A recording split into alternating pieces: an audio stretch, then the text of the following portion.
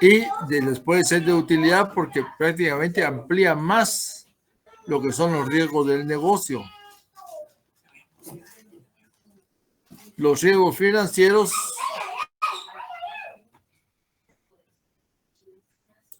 y los riesgos de cumplimiento, así como también los riesgos operacionales y otros. Entonces la idea básicamente es que ustedes analicen bien y se memoricen, por no decir otra palabra, o comprendan que de estos eventos corresponden a riesgos de negocio, que de estos otros eventos o aspectos o riesgos corresponden a riesgos financieros, que otros eventos y riesgos corresponden a riesgos de cumplimiento y qué riesgos operacionales y otros. Aquí hay suficientes. Hagamos de aquí que hay unos 10, otros 10, otros 20, más o menos como 35 o 40 variables de riesgos operacionales. Bien, entonces, ya están enterados. Si nuestro asistente no se los había trasladado, pues con mucho gusto se los voy a trasladar más tardecito. Bueno, hoy vamos a iniciar la unidad número 3. Permítanme un momentito.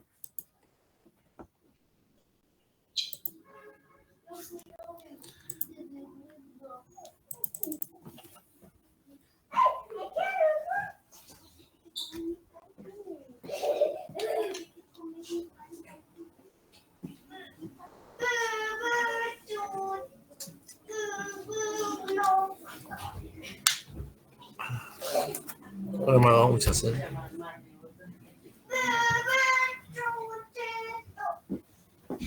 mí me gusta beber. A beber, no.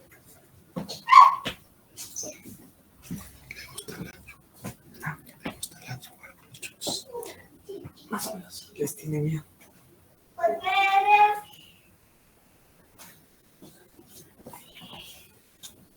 Entonces les tiene amor odio. Me quiero comer.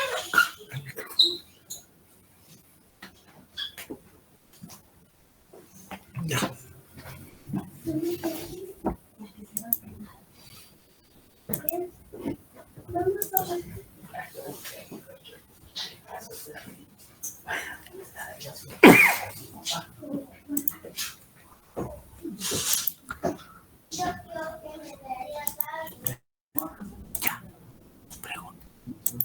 ¿Se aprecia la diapositiva, por favor?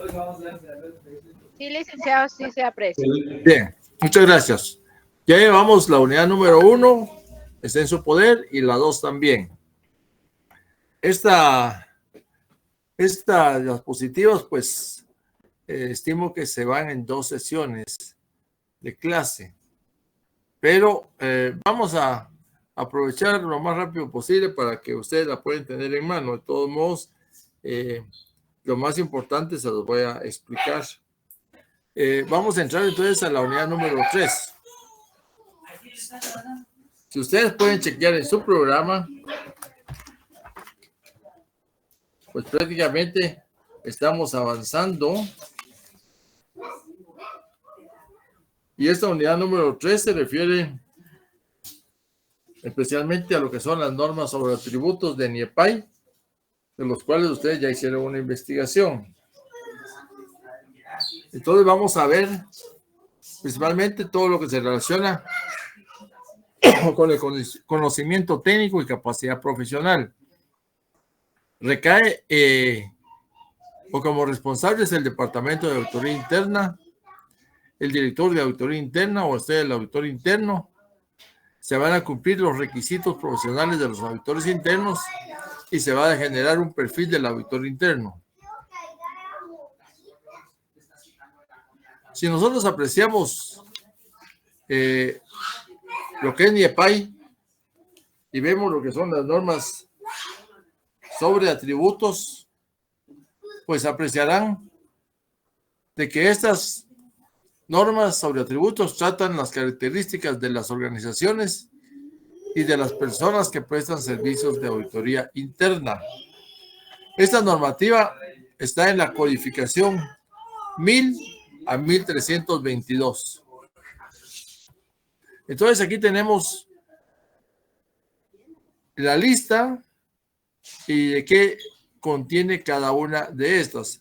Acuérdense que aquí habla de las normas sobre atributos, pero probablemente cada numeración nos habla de cuál es el contenido de la misma, pero dentro de la misma NIEPAI habla de la interpretación. Entonces esto lo tienen que ir combinando muy bien, también con los consejos para la práctica, porque todo va siendo vinculado. Entonces la norma 1000 habla del propósito, autoridad y responsabilidad. 1010, reconocimiento de los elementos obligatorios en el Estatuto de Auditoría Interna.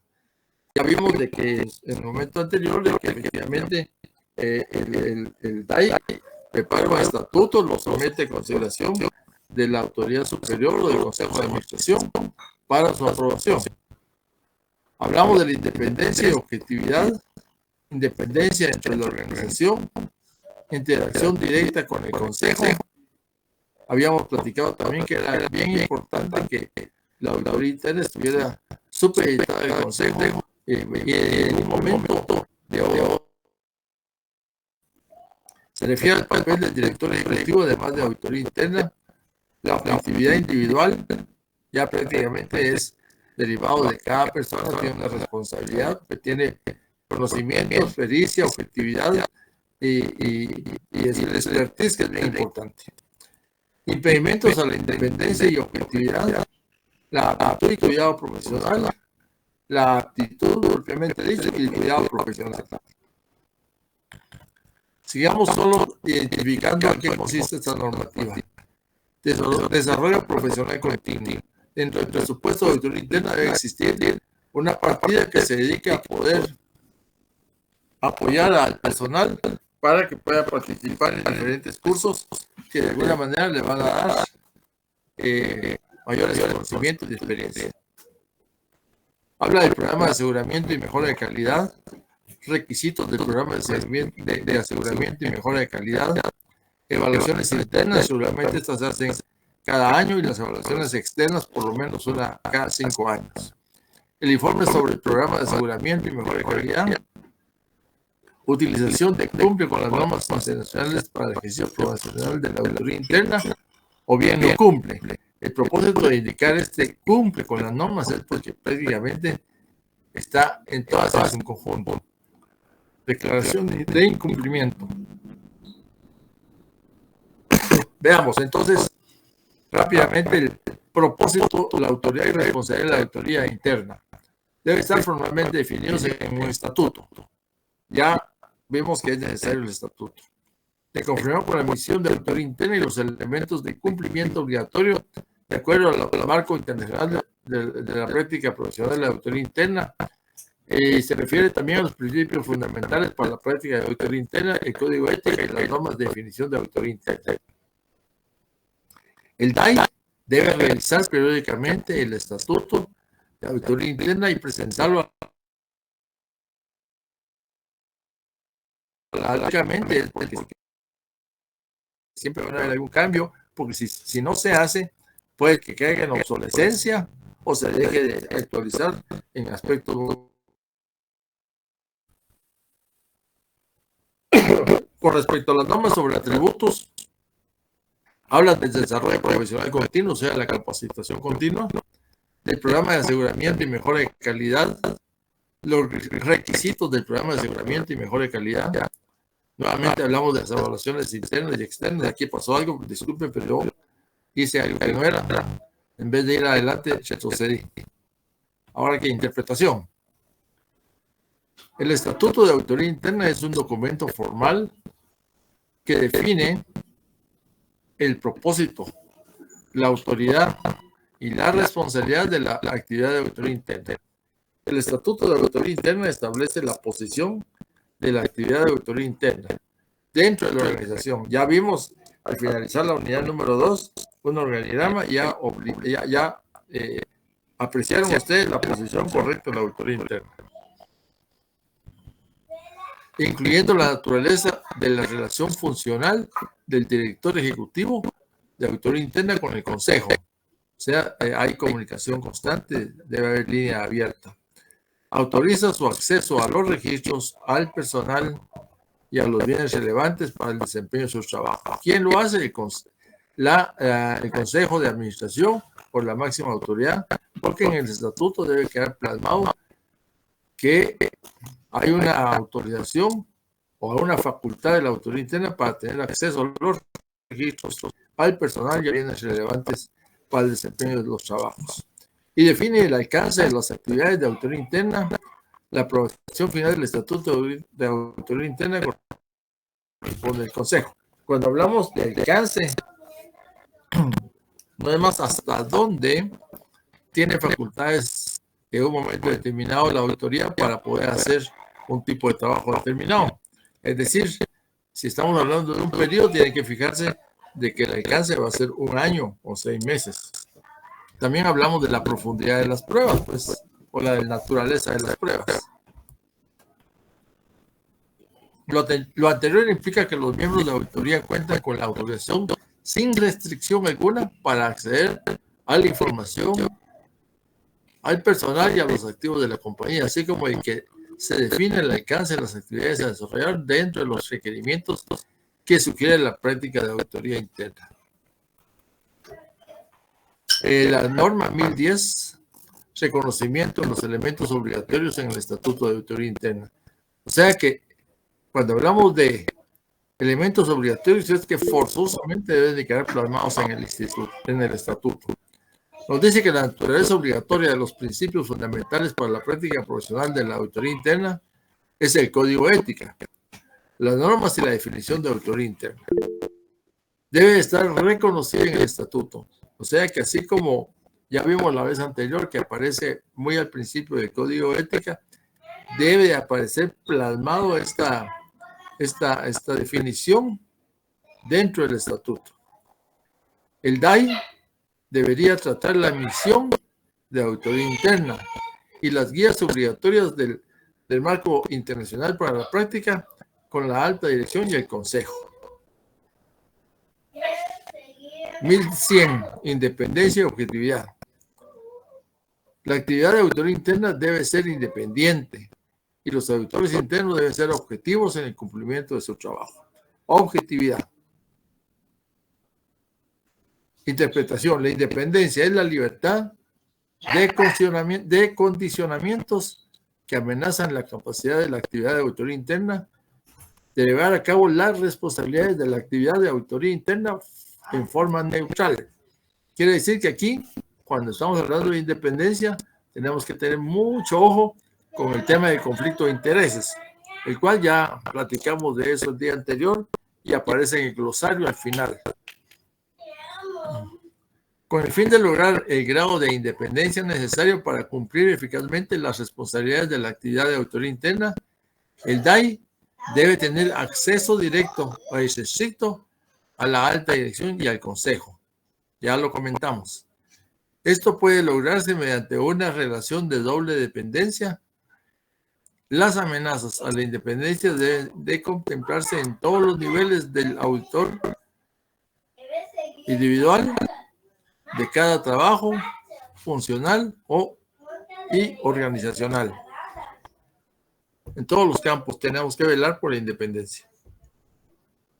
La interpretación nos dice con respecto a la objetividad. La objetividad es una actitud mental neutral que permite a los auditores internos desempeñar su trabajo con honesta confianza en el producto de su labor y sin comprometer su calidad. La objetividad requiere que los auditores no subordinen su juicio sobre asuntos de auditoría a otras personas. Las amenazas a la objetividad deben contemplarse en todos los niveles, del auditor individual, de cada trabajo funcional y organizacional. La independencia de la auditoría interna. Los auditores internos son independientes cuando puedan realizar su trabajo libre y objetivamente.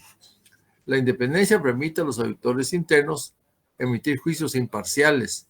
Cuando hablamos de juicios imparciales que son verticales en el sentido que no se está favoreciendo a A, B o C persona. Y tienen que ser equilibrados, lo cual es esencial para realizar adecuadamente los trabajos. Esto se consigue con la objetividad y con la existencia de un nivel jerárquico determinado dentro de la institución.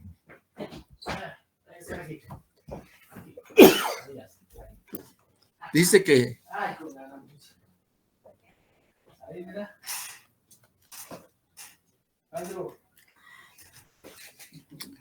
el DAI debe responder ante el nivel jerárquico tal dentro de la organización que permita a la actividad de auditoría interna cumplir con sus responsabilidades.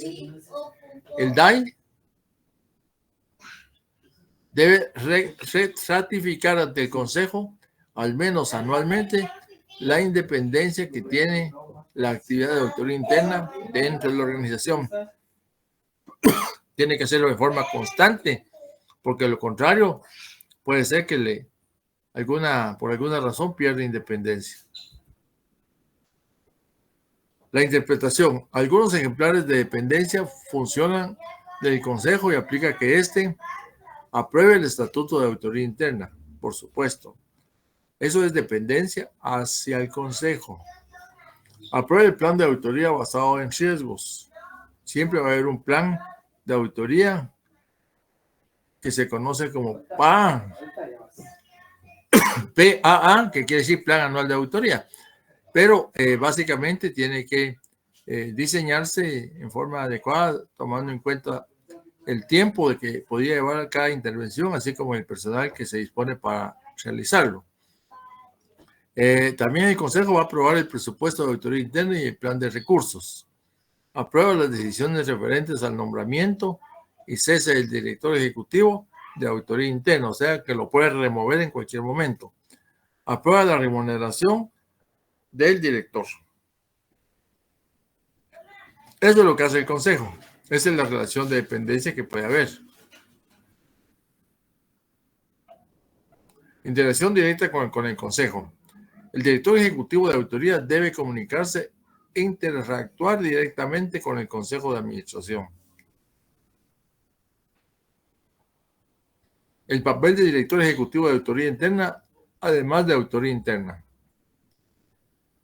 Cuando el director ejecutivo asuma o se espera que asuma un papel y o responsabilidades, aparte de auditoría interna, debe aplicar salvaguardas para limitar impedimentos a la independencia y objetividad. Salvaguardas no son algunas cartas que podría emitirse para fijar cuál sería su posición en forma directa. Dice que el papel del director ejecutivo de auditoría interna, además de auditoría interna, seguimos insistiendo, hablamos de la interpretación. Puede darse a la situación que se solicite al director ejecutivo de auditoría que asuma un papel y responsabilidades aparte de auditoría interna, tales como responsabilidades sobre las actividades de cumplimiento o gestión de riesgos. Este papel y responsabilidad puede causar impedimentos o parecer que las causas a la independencia organizacional de la actividad de auditoría interna o a la objetividad individual del auditor interno. Aquí básicamente estamos hablando de la interpretación que está dando NIEPAI con respecto a la interpretación básicamente que es qué papel va a jugar el director de auditoría interna. Volviendo a la objetividad. Los auditores internos deben tener una actitud imparcial y neutral y evitar conflicto de intereses. La interpretación de esta norma de objetividad individual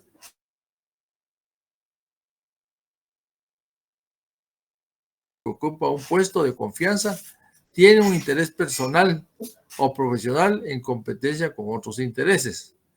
puede existir un conflicto de intereses aun cuando no se produzcan actos inadecuados o no éticos. O sea, que prácticamente terceras personas busquen persuadir la opinión o la independencia del auditor interno.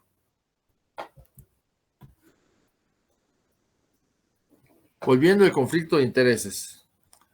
Dice que un conflicto de intereses puede crear una apariencia de deshonestidad que puede socavar la confianza en el auditor interno, o sea, se desacredita la actividad de auditoría interna y la profesión, o sea que tanto el auditor interno como propiamente el departamento y la profesión puedan tener, se le puede dar falta de confianza por ese conflicto de interés. Aunque sea una apariencia, ¿no? Un conflicto de intereses podría menoscabar la capacidad de un individuo de desempeñar sus tareas y responsabilidades con objetividad.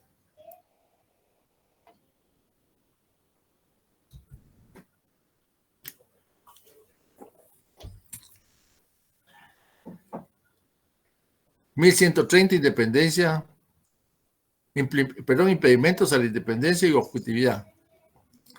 Si la independencia u objetividad se viesen comprometidas de hecho o en apariencia, los detalles del impedimento deben darse a conocer a las partes correspondientes.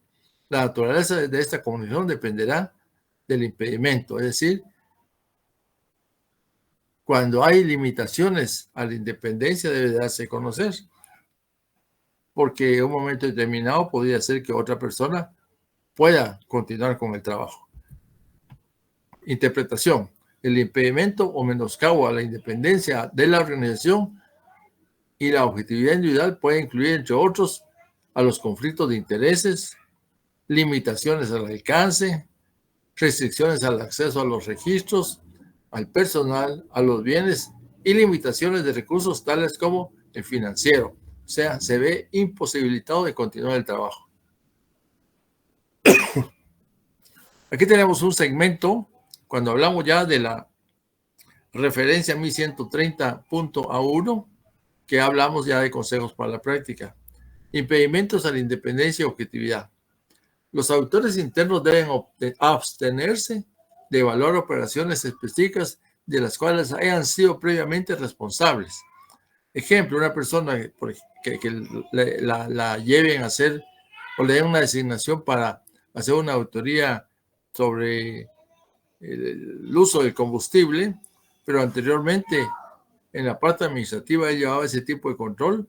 Entonces ahí lo que básicamente sucede es, se debe abstener, decir yo no puedo hacer eso porque anteriormente hacía ese tipo de trabajo y no voy a auditar al que recibió conocimientos de cómo hacía yo el trabajo para que él continuara haciendo ese trabajo de esa manera. Entonces ahí hay una limitante. Se presume que hay impedimentos de objetividad si un auditor interno proporciona servicios de aseguramiento para una actividad de la cual él mismo haya tenido responsabilidades en el año inmediato anterior. 1130.A2, los trabajos de aseguramiento para funciones para los cuales el director ejecutivo de auditoría interna tiene responsabilidades deben ser supervisadas por alguien fuera de la actividad de auditoría interna. Bueno, este tema es bien interesante porque en un momento determinado, cuando hablamos de supervisadas por alguien fuera de la actividad de auditoría interna, acuérdense que regularmente en muchas organizaciones está una auditoría interna de planta, hace su trabajo y posteriormente llega la auditoría externa y debe de tener una amplia comunicación mutua entre la auditoría interna y la auditoría externa o viceversa, con el propósito de apoyarse. ¿Qué sucede si la auditoría externa desecha de por sí el trabajo de la auditoría interna?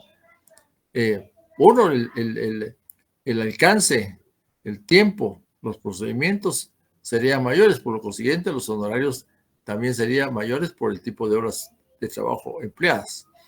Entonces aquí deben de ser complementadas.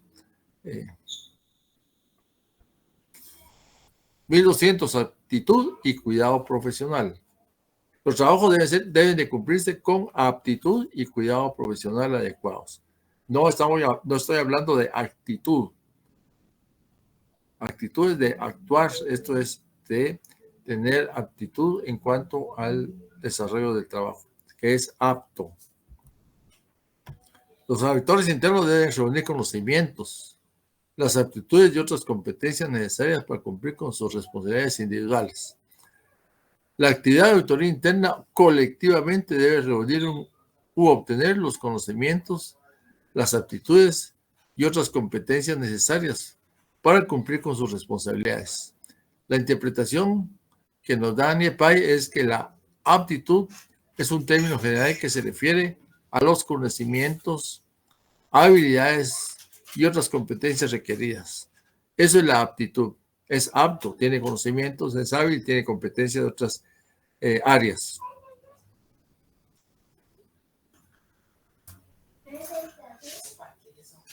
Esto pues quiera que no es necesario para que esta persona como auditor interno pueda llevar o realizar sus actividades de forma profesional. Incluye tendencias, temas emergentes y la consideración de las actividades actuales para posibilitar el asesoramiento relevante y formulación y recomendaciones. La aptitud. Se alienta a los auditores internos, o sea, se recomienda a los auditores internos a demostrar su aptitud obteniendo certificaciones. No basta con que muchas veces el día de mañana ustedes sean profesionales y solo tengan su título y ahí lo tienen colgadito en la pared, sino que más bien pueden continuar ustedes teniendo una capacitación continua, obteniendo certificaciones o certificados de cualquier área relacionada con la disciplina, apropiadas tales como la designación de un auditor interno certificado, puede ser certificado en control interno, en fraudes y otras áreas, y otras designaciones ofrecidas por el IA, o bien otras organizaciones profesionales apropiadas. Por ejemplo, en nuestro medio sabemos que hay un capítulo del IA, pero otras organizaciones, podría ser el Instituto Guatemalteco de Contadores Públicos y Auditores, que también hacen muchos cursos en línea hoy por hoy. Ya lo presencial está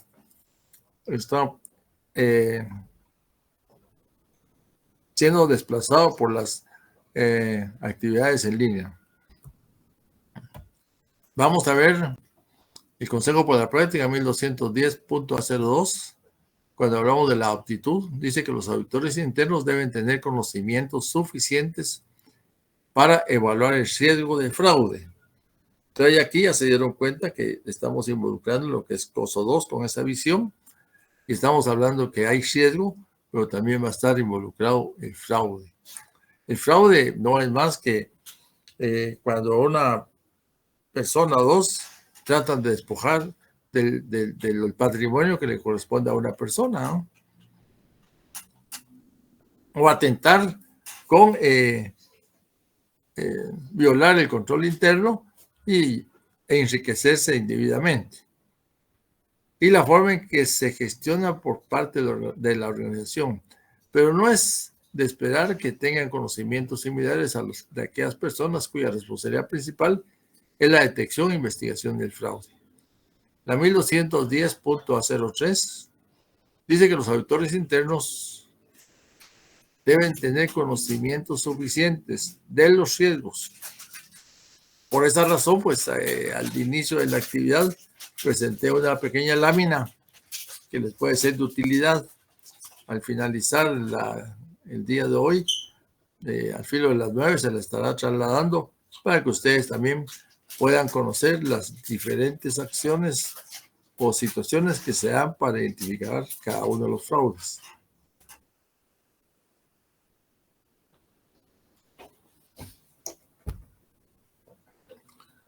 Bien, sin embargo, no se espera que todos los auditores internos tengan la experiencia de aquel auditor interno cuya responsabilidad fundamental es la auditoría de tecnología de la información. Aquí es que no podemos ser sabelotodos, como dice, ¿verdad? Tenemos que tener en un momento determinado especialidades Y también cuando sea necesario hacer uso de un tercero que conozca otra área. Cuando hablamos de cuidado profesional, siempre los auditores internos deben cumplir su trabajo con el cuidado y la aptitud que se espera de un auditor interno razonablemente prudente y competente. El cuidado profesional adecuado no implica infalibilidad. Eso quiere decir que en un momento determinado pueda cometer algún error. O sea, no es infalible, no es perfecto. Es más, acuérdense que cuando se hace auditoría de ciertas áreas, muchas veces podría ser que se determine mediante un muestreo, cuando el universo es muy extenso. Entonces se hace un muestreo y derivado de los resultados del muestreo, ya se puede dar una opinión de razonabilidad al universo. Pero puede darse que se comete un error. Por eso es la palabra infalibilidad. La 1220A1 dice que el auditor interno debe ejercer el debido cuidado profesional al considerar, primero, el alcance necesario para alcanzar los objetivos del trabajo. Esto va a estar definido prácticamente en el plan de trabajo que él desarrolle para hacer su auditoría. La relativa complejidad, materialidad y significatividad de asuntos a los cuales se aplican procedimientos de aseguramiento. Dentro del universo de operaciones, hay algunas más complejas que tienen mayor peso y son significativas, que no son de uso diario o no se dan a diario. La adecuación y eficacia de los procesos de gobierno, gestión de riesgos y control. La probabilidad de errores materiales, fraudes e incumplimiento. Acuérdense que el error sabemos que es involuntario, pero en un momento determinado puede ser que sea material. Y cuando un error es material, pues hay que analizar por qué se desvió la transacción u operación y hacer las enmiendas correspondientes. Pero cuando es fraude, es cuando ya se cometió un hecho y en detrimento de la entidad o de la empresa. O bien el incumplimiento de normativas, de leyes, procedimientos, etc. El costo de aseguramiento en relación con los beneficios potenciales. 1230, desarrollo profesional continuo. Los auditores internos deben perfeccionar sus conocimientos, aptitudes y otras competencias mediante la capacidad profesional continua. Pero para esto, el presupuesto del Departamento de Auditoría Interna debe contener una partida para ese fin. Si no existe, pues hay que hacer gestiones ante el Consejo para que la cree y sirva para subvencionar estas capacitaciones. 1300, programa de aseguramiento y mejora de calidad. El DAI o el DEA debe desarrollar y mantener un programa de aseguramiento y mejora de calidad que cubra todos los aspectos de la actividad de auditoría interna. Interpretación. Un programa de aseguramiento y mejora de calidad está concebido para permitir una evaluación de cumplimiento de las normas por parte de la actividad de auditoría interna y una evaluación de si los auditores internos aplican el código de ética. Este programa también evalúa la eficiencia y eficacia de la actividad de auditoría interna e identifica oportunidades de mejora. El DEA debería alentar la supervisión del Consejo en el programa de aseguramiento y mejora de calidad. Es decir, para que el Consejo se dé cuenta que se está realizando el programa de calidad, podría supervisarlo o invitarlo.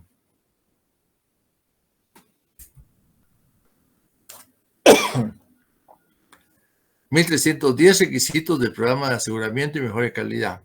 Sus siglas es P, programa, A, aseguramiento, M, mejora, C, calidad. El programa de aseguramiento y mejora de calidad debe incluir tanto evaluaciones internas como externas.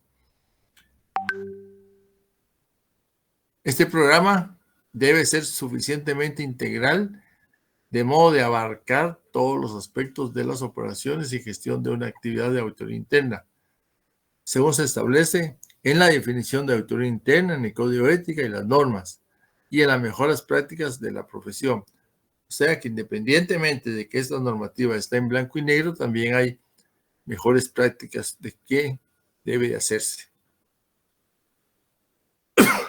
El programa es realizado por el DEA, bajo su supervisión directa, excepto en las actividades de auditoría interna de pequeño tamaño. El DEA generalmente delegará la mayoría de las responsabilidades del programa a sus subordinados.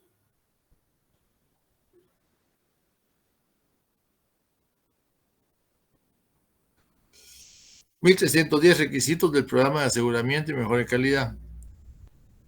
En ambientes de gran tamaño y complejos, por ejemplo, varias unidades de negocio o localizaciones, el DEA establece una función del programa encabezada por un ejecutivo de auditoría interna, independiente de los segmentos de auditoría y consultoría de la actividad de auditoría interna. Este personal ejecutivo ilimitado, por supuesto, no van a tener 100 gentes allá, ¿no? Administra y vigila las actividades necesarias para un programa exitoso. Evaluaciones internas.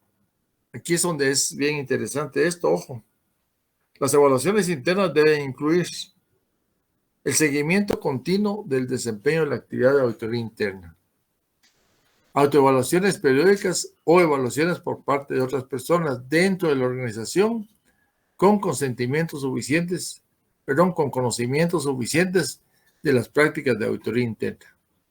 La interpretación, el seguimiento continuo forma parte integral de la supervisión, revisión y medición de día a día de la actividad de auditoría interna. Cuando hablamos de la fase de la supervisión, pues ustedes saben que en un trabajo de auditoría interna primero debe de hacerse un plan, o sea, la planeación de auditoría interna. También hay que hacer un programa de la ejecución, de la designación, quién va a hacer el trabajo de auditoría. Luego tendríamos la ejecución del trabajo.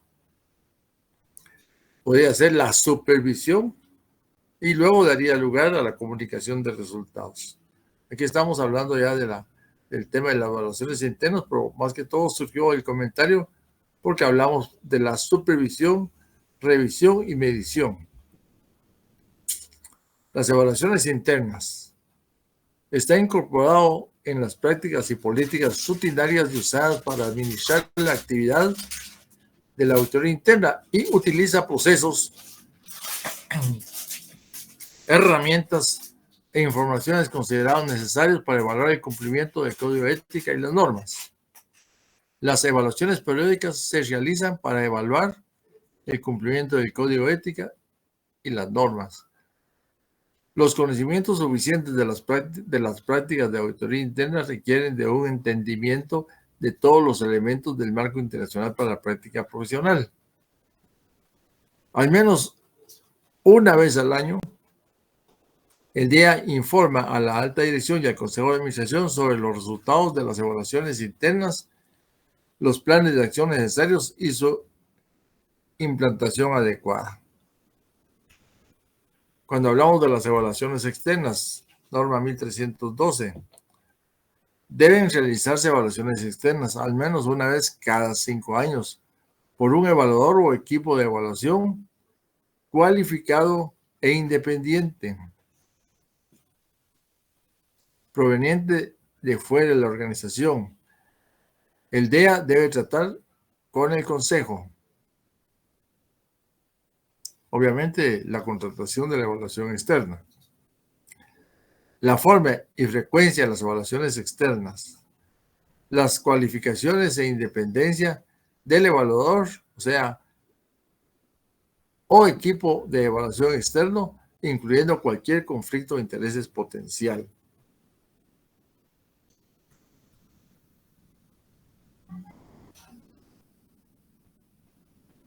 Interpretación.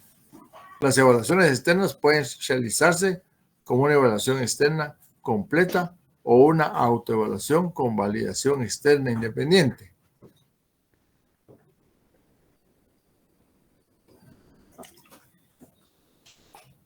El evaluador externo debe pronunciarse sobre el cumplimiento con el código de ética y las normas. La evaluación externa puede incluir también comentarios operativos y estratégicos. La norma 1312, volviendo a las evaluaciones externas, dice: en el caso de un equipo de evaluación, no es necesario que todos los miembros cuenten con todas las competencias. Es el equipo en su conjunto el que está cualificado. El director ejecutivo de auditoría utilizará su juicio profesional para valorar si un evaluador o equipo de evaluación demuestra la competencia suficiente para considerarse cualificado. Un evaluador o equipo de evaluación independiente es aquel que no tiene conflictos de intereses reales o aparentes y no forma parte ni está bajo el control de la organización a la cual pertenece la actividad de auditoría interna. Es eminentemente externo. 1320. Informe sobre el programa de aseguramiento y mejora de calidad. El director ejecutivo de auditoría debe comunicar los resultados del programa de aseguramiento y mejora de calidad a la alta dirección y al consejo. La comunicación debería incluir o debe de incluir el alcance y frecuencia de las evaluaciones internas y externas, la cualificación e independencia del evaluador o de evaluadores o equipo de evaluación, incluyendo potenciales conflictos de interés, las conclusiones de los evaluadores y planes de acción correctivos. 1320, informe sobre el programa de aseguramiento y mejora de calidad. Interpretación. La forma y contenido y frecuencia de la comunicación de los resultados del programa de aseguramiento y mejora de calidad se establece mediante comentarios de la alta dirección, con la alta dirección y el consejo. Definitivamente hay un comentario, pero definitivamente debe haber un informe que diga en qué condición está la evaluación. Para demostrar el cumplimiento con el código de ética y las normas, los resultados de las evaluaciones periódicas internas y externas se comunican al finalizar tales evaluaciones, y los resultados de la vigilancia continua se comunican al menos anualmente. Los resultados incluyen la evaluación del evaluador y equipo de evaluación con respecto al grado de cumplimiento. Aquí viene a una especie de condición, dice 1321, utilización de cumple con las normas internacionales para el ejercicio profesional de la auditoría interna. Manifestar que la actividad de auditoría interna cumple con las normas internacionales para el ejercicio profesional de la auditoría interna es apropiado, solo si lo respaldan los resultados del programa de aseguramiento y mejora de calidad. La interpretación. La actividad de auditoría interna cumple con el código de ética y las normas cuando alcanza los resultados descritos en ellos. Los resultados del programa de aseguramiento y mejora de calidad incluyen los resultados tanto de evaluaciones internas como de las externas. Toda actividad de auditoría interna tendrá resultados de evaluaciones internas, y aquellas actividades cuya existencia exceda de los 5 años tendrá también resultado de evaluaciones externas. Voy a llegar hasta aquí, luego voy a hacer preguntas. Nos habla de declaración de incumplimiento. Cuando el incumplimiento del código de ética o las normas afectan el alcance u operación general de la actividad de auditoría interna, el DEA debe declarar el incumplimiento y su impacto ante la alta dirección y el consejo. Esto es crítico porque prácticamente entonces estaría cualquiera diciendo ¿y para qué sirve la auditoría, no? Bien, voy a dejar un momento de comentar estas normativas, pero yo quisiera que ustedes participaran. ¿Qué apreciación tienen ustedes con respecto a las normas de desempeño que están contenidas en IEPAI? Una pregunta simple.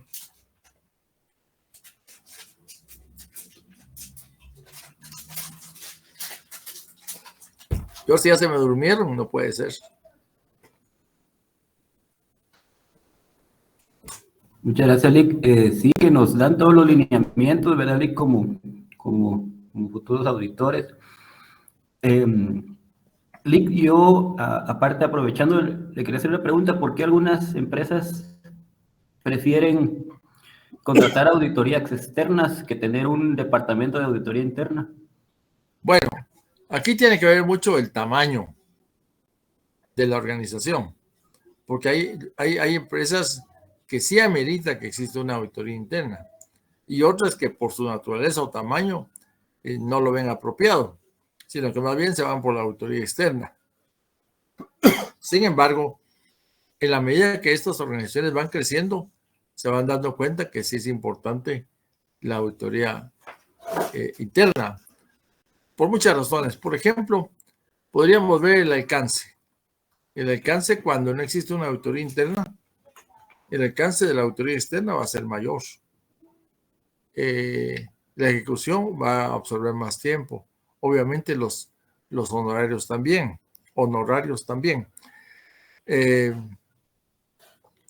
Otras veces porque la misma administración ha implementado controles que satisfacen, a juicio de la administración, cualquier riesgo que podría existir. O sea que no dimensionan el tema del riesgo, pero ellos creen que con lo que están haciendo de la verificación, de la toma física de inventarios, del control de la cartera, pues puede ser que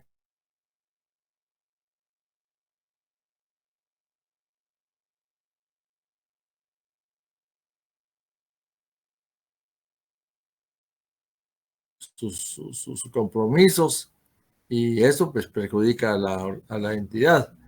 Pero más que todo es por eso también podría ser cuestión económica, que no tienen suficientes recursos para implementar un nuevo departamento, que puede ser que aparente entre con una persona, pero al cabo del tiempo van sumándose 2, que 3, que 4. Ese sería mi punto de vista.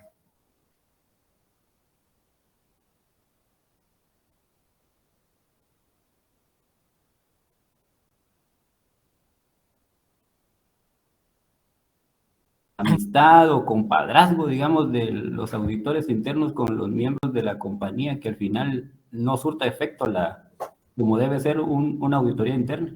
Pues fíjese, le voy a comentar lo siguiente. La auditoría interna no es que tenga un resplandor y sean omnipotentes. Son humanos como todos.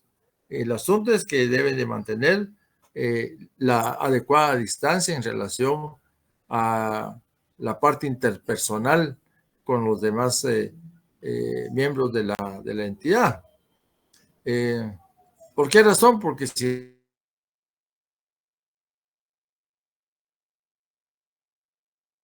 lo puedan tener. Por eso, más que todo, es que el auditor interno debe ser muy, muy cuidadoso en su actuar, en sus relaciones, y sobre todo evitar tener demasiado compadrado con toda la demás, el demás personal, porque puede ser que los amigos no proceda en un momento determinado, cuando le toque evaluar áreas correspondientes donde están estas personas, ya entre un conflicto de intereses. Entonces, para evitar eso hay que manejarse de una manera un tanto diferente. Pero lo cortés no quita lo valiente.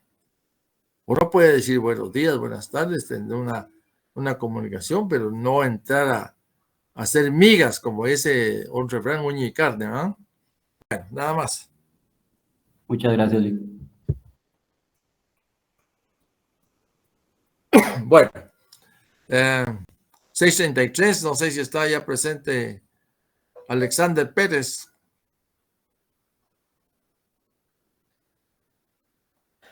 Bueno, va en camino, ya de repente va a llegar. Bien, vamos a ver, ya vimos la declaración de incumplimiento. Esto les decía que es bien delicado porque a la adopción de NIEPAYE,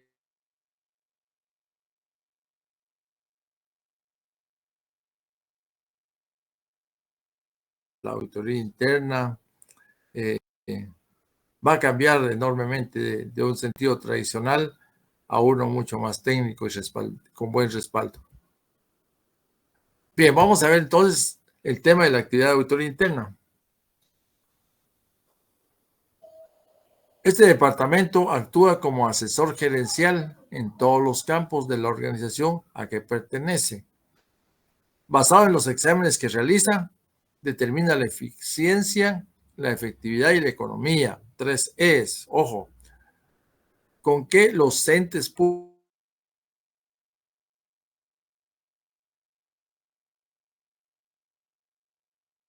como producto de lo cual proporciona recomendaciones para la actualización y mejora de la organización y los sistemas de funcionamiento. Estas recomendaciones van en los informes, la comunicación de resultados. Pero si nosotros vemos la normativa relacionada con comunicación de resultados, ya había comentado esto anteriormente, que en los consejos para la práctica existe un apartado que se llama atributos del hallazgo. Y ahí hablábamos del criterio, la condición, la causa, efecto y la recomendación. No podemos recomendar si no antes hemos definido el criterio. El criterio es la forma ideal, lo correcto. La condición es cómo se encuentran las operaciones. La causa. Si el criterio y la condición son iguales, perfecto, pero si hay diferencia, hay que establecer por qué se dio esa diferencia. Esa sería la causa. Esa causa va a tener un efecto.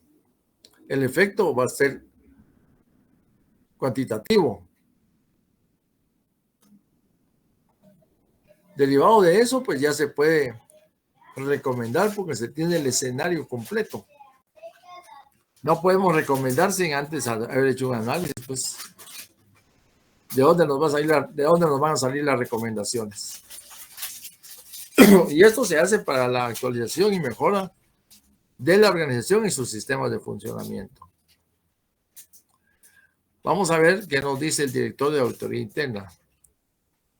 Es responsable por el reclutamiento del personal. Este personal ideal es que tenga conocimientos, experiencia y disciplinas.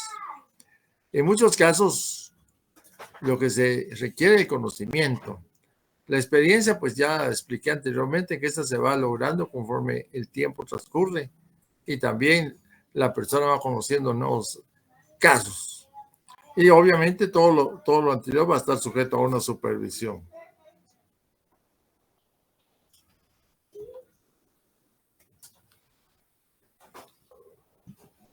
Dice que el DEA debe establecer los criterios apropiados de educación y experiencia.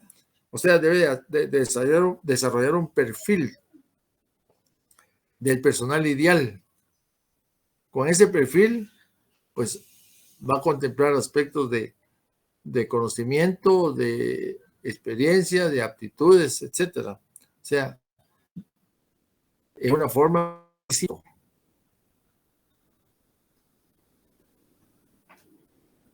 Esto tiene que tener en cuenta el tipo de trabajo que va a realizar en función del alcance y el nivel de responsabilidad. El DEA debe obtener una seguridad razonable de las cualidades y aptitudes de cada candidato. Si las personas llenaron el perfil, pues obviamente ya son candidatos. Pero luego de esto tendría que hacer una selección. Por ejemplo, tiene 4 candidatos, pero solamente tiene una posición. seleccionar al que esté en mejor posición. Conocimiento, experiencias y disciplinas. El personal de auditoría interna debe poseer conocimientos, experiencias y disciplinas para realizar el trabajo y habilidad para aplicar los procedimientos y técnicas de auditoría. De acuerdo al alcance del trabajo, el auditor puede emplear consultores especializados, o sea, hacer uso de un tercero en las disciplinas necesarias para cumplir con las responsabilidades de la auditoría. En el caso que no todo el equipo de auditoría conozca, entonces hace uso de una persona independiente para poder lograr el objetivo. Conocimientos, experiencias y disciplinas. Ustedes al nivel en que están en el 8º semestre, pues ya están, por lo menos podríamos decir, como en el 70% de la carrera. Ya con eso ustedes ya tienen conocimientos adecuados al grado donde van. Hay otros cursos más adelante que desconocen, pero tarde o temprano los van a ver. Entonces nos dice que el auditor interno es responsable que el personal de auditoría interna cuente con conocimientos técnicos y capacidad profesional y deberá asignar a cada trabajo personal con experiencia y disciplinas necesarias para realizar el mismo. Bueno, si está reclutando, por ejemplo, peritos contadores, pero no tienen experiencia universitaria, definitivamente un perito no es que menosprecie a un perito contador, pero tendrá algunas limitantes para poder hacer un trabajo de auditoría interna. Esas limitantes van en función del conocimiento técnico. Todo trabajo debe ser supervisado. El auditor interno es responsable de las asignaciones de auditoría interna. Por lo tanto, debe ejercer una adecuada supervisión desde la planeación hasta la realización del trabajo de auditoría. ¿Por qué razón? Porque si hay un programa de trabajo y el auditor que está ejecutándolo sigue el programa al pie de la letra, pero llega un momento en que encuentra un hallazgo y tiene que revelarlo al supervisor. Y él va a decir, bueno, aquí encontramos esto, busquemos toda la documentación que corresponda para tener soporte en los papeles de trabajo y continuemos. Pero si hay un momento determinado, eso origina que se vayan por las ramas ese hallazgo y pierdan el objetivo. En un momento determinado puede ser que sea valedero eso, pero en otros casos se puede dejar detectado el problema, se informa, pero no quiere decir que en otro momento se pueda continuar y profundizar sobre este tipo de hallazgo, ¿no?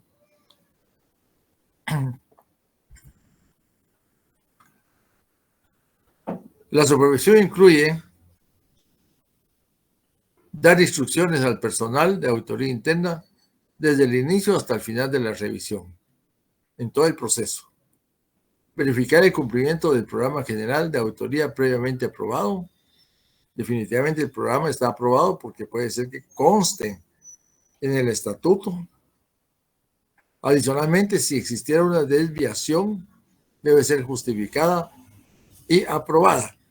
En el caso que comentaba del hallazgo, el hallazgo podría dar lugar a una desviación. Y esa desviación podría llevarles mucho tiempo para lograr una identificación clara. Entonces aquí tenemos que tener mucho ojo porque hay que sopesar si efectivamente vale la pena continuar con profundizar el hallazgo o sencillamente solo se deja para otra oportunidad. Elaborar un programa de revisión y velar por su cumplimiento. Verificar que los papeles de trabajo soporten adecuadamente la evidencia comprobatoria de los hallazgos de auditoría, los procedimientos y las conclusiones. Definitivamente, acuérdense que el papel de trabajo no es más que el soporte que va a tener el auditor interno para fijarse un criterio de una operación, pero también la sumatoria de todos los papeles de trabajo va a dar lugar a que la persona pueda comunicar adecuadamente los resultados con las características de condición, criterio, causa, efecto, recomendación. Determinar que los informes de auditoría sean objetivos, comprensibles. Cuando hablamos de comprensibles, que se entiendan al leerlos. No tenemos que utilizar palabras rebuscadas, porque esto más bien podría confundir o distraer al usuario de esta información. Otro tema es de que tenemos que materializar los más importantes primero y luego los menos importantes, ¿no? Deben ser oportunos y que contengan recomendaciones pertinentes. O sea, esa recomendación tiene que poder ser implementada, pero que esta recomendación no sea algo imposible, por supuesto, ¿eh? Debe incluirse entre los papeles de trabajo la evidencia que soporta la revisión. O sea, un papel de trabajo es algo que dice que hablan por sí solo.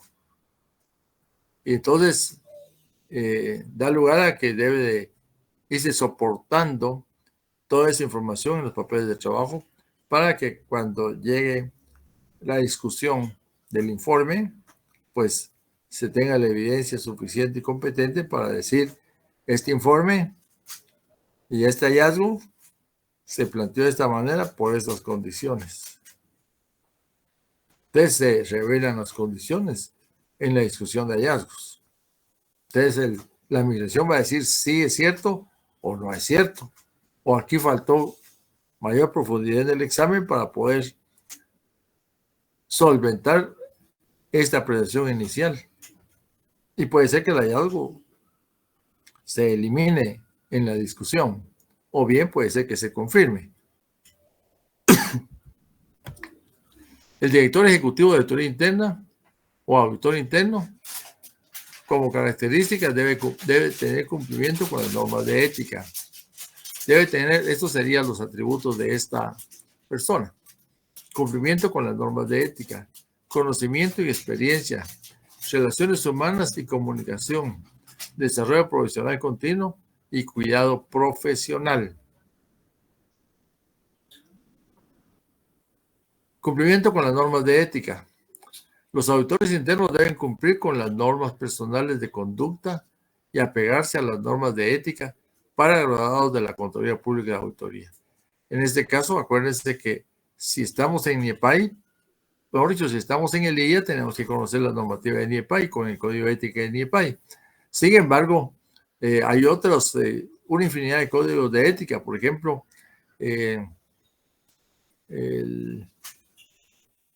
Colegio de Contadores Públicos y Auditores tenía inicialmente un código de ética muy particular, pero optó por otro internacional y lo aceptó. Entonces, estos códigos de ética, pues prácticamente lo que hacen es fijar la conducta y relación del auditor interno o los graduados de Contaduría Pública, porque definitivamente un contador público y auditor tiene facultades para ser auditor interno. Conocimiento y experiencia. Los auditores internos deben de tener conocimientos y experiencias como sigue. Habilidades para la aplicación de las normas. O sea, entenderlas, comprenderlas y aplicarlas cuando en su momento sea. Técnicas y procedimientos de evaluación.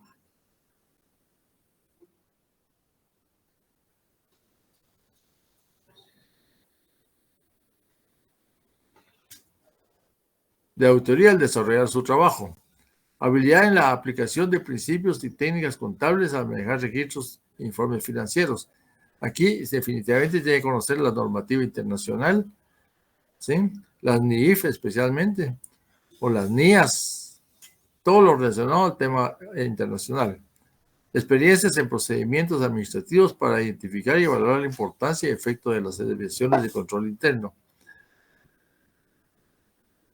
Preparación suficiente en las áreas de contabilidad, economía, leyes, impuestos, finanzas, procesamiento electrónico de datos y administración para detectar problemas y recomendar soluciones. Esto quiere decir que debe tener ese tipo de experiencia, pero no siempre se logra eso, ¿no? Entonces, aquí prácticamente entraríamos con el tema de asesorías. Relaciones humanas y comunicación. Los auditores internos deben mantener relaciones satisfactoriamente con los auditores. Deben tener habilidad para comunicarse tanto oral como por escrito y transmitir clara y efectivamente los objetivos de auditoría, evaluaciones, conclusiones y recomendaciones. Adicionalmente, debe hacer conciencia en los demás departamentos sobre la importancia y bondades que ofrece la auditoría interna. El desarrollo profesional continuo, pues el auditor interno son responsables de continuar su desarrollo profesional. Ya mencioné que no es suficiente que el título esté colgado en la pared, sino que deben continuar con el desarrollo profesional.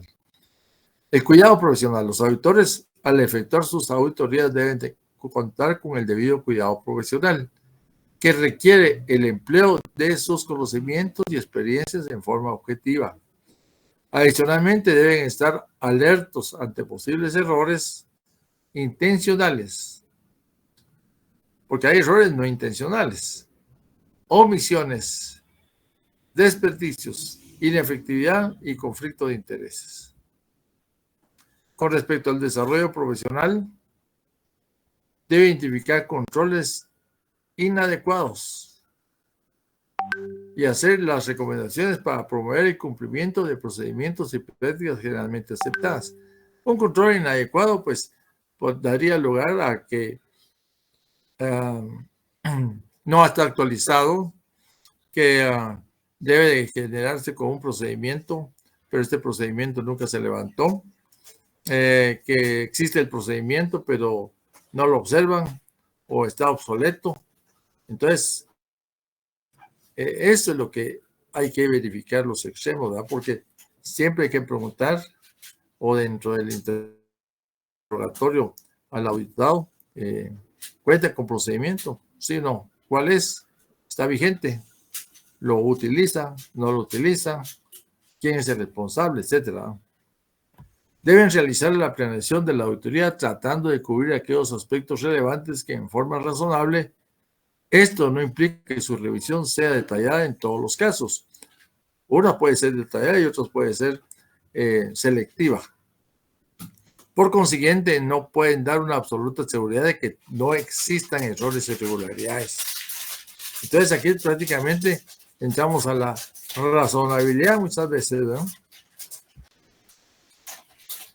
En el caso de errores e irregularidades, debe reportar en forma oportuna a la autoridad competente, así como efectuar las recomendaciones pertinentes y darle seguimiento. Estas irregularidades no tienen que esperar que el informe, que se concluya el trabajo para poder informar. Puede hacerse mediante un memorándum y se continúa con el proceso, pero el memorándum lo que es una voz de alerta para tomar acciones de corrección o separación de personas. Deberán considerar el alcance del trabajo para lograr los objetivos de auditoría, la importancia relativa de los asuntos a los que se aplican los procedimientos. Hablamos ya de importancia relativa. Adecuación y efectividad de los controles internos y el costo de la auditoría con relación a los beneficios. Muchas veces se pierde tiempo, demasiado tiempo, en aspectos que a la larga no van a dar beneficios. Entonces aquí es en donde tenemos que tomar en cuenta el costo-beneficio. Requisitos profesionales del auditor interno. Tomando en consideración la labor que desempeña el auditor interno en el nivel que ocupa la administración de la empresa, es indispensable que cuente con los siguientes requisitos. Podrían ser algunos atributos.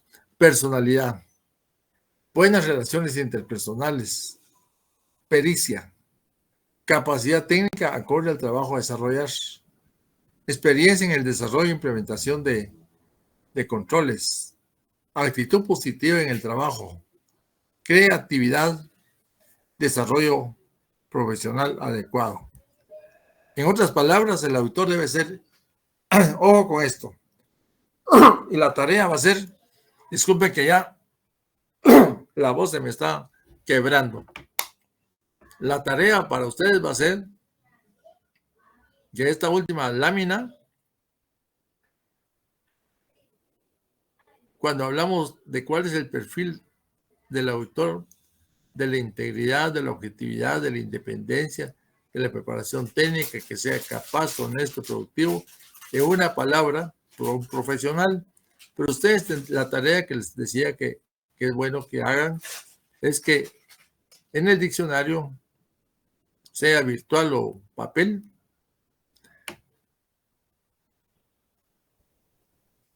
vean el significado de cada una de las palabras y las apuntan. Ahí estaríamos, jóvenes. Disculpe que corrí tanto con estas 60 diapositivas, pero nos interesa, uno, avanzar en el curso. Acuérdense que hoy es viernes y este es un viernes alterno. De aquí nos vamos a ver dentro de 15 días, viernes. Pero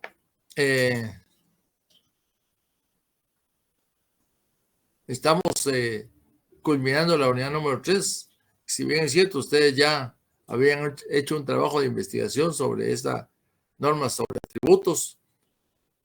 Ahora tendríamos que ver como unidad número 4, las de desempeño, que claro, pues son extensas, son un poquito más amplias que las de atributos, pero el propósito era tocar el tema, pero no obstante que esto ustedes ya lo investigaron en el trabajo número 1. Esto pues lo que viene a hacer es un complemento. Bien, entonces yo los dejaría hasta este momento. Como logramos concluir la unidad número 3 en esta sesión, pues al finalizar nuestras jornadas estaremos compartiendo a sus correos esta unidad número 3 y también la hojita que les di para relacionado con riesgos. Vamos a coordinar con Alexander Pérez para que les pueda trasladar un ejercicio a sus correos y lo puedan, inténtenlo desarrollar en el momento oportuno, que va a ser el miércoles. Él tendrá a cargo la clase para el desarrollo de ese ejercicio. Esto no es el laboratorio, es un ejercicio para adentrarlos en el tema de cómo se hace una matriz de riesgos, cómo se pondera la probabilidad y el efecto en cada uno de los eventos y cómo se puede identificar en el cuadro de calor o en qué posición. Este ejercicio va a ser interesante, pero tienen que tratar de hacerlo y el día miércoles no lo van a presentar, por supuesto que es un ejercicio. El laboratorio siempre que tiene puntos, pero del laboratorio todavía no lo han trasladado para que ustedes lo conozcan, pero creo que sí es oportuno adentrarlos a hacer un ejercicio sobre la matriz de riesgos, que es bien interesante y tienen que tener mucho expertise.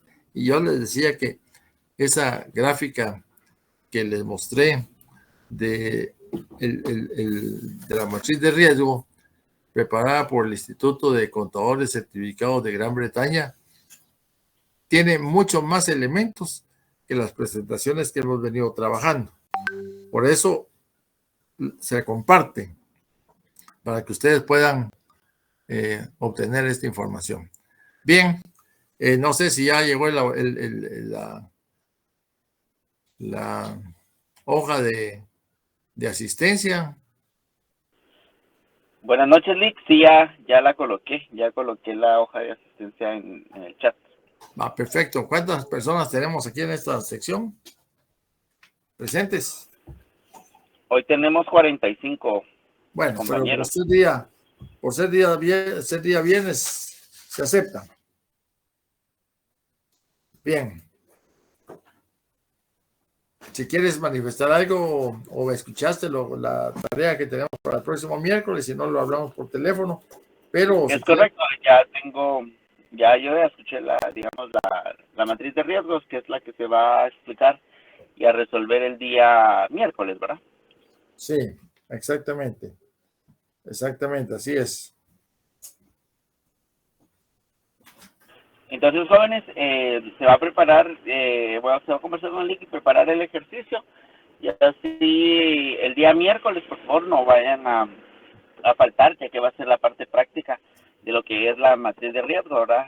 Como el Lick acaba de mencionar, pues se van a colocar diferentes, digamos, escenarios que nos van a permitir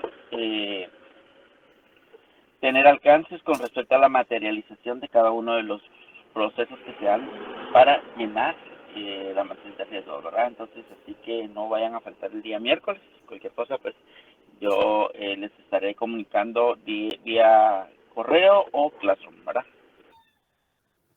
Muchas gracias. Sí, sería conveniente trasladarles el ejercicio antes para que ellos intenten de hacer algo ahí para que en un momento determinado no se entre en frío solo de explicarles cómo se hace la matriz de riesgo, sino que la idea es que ellos también hagan su esfuerzo de poder entrarle al desarrollo de esta matriz, ¿verdad? Gracias. Bueno, Bueno, jóvenes, jóvenes. entonces no se les vaya a olvidar llenar la asistencia y nos vemos el día miércoles 1 de. De acuerdo,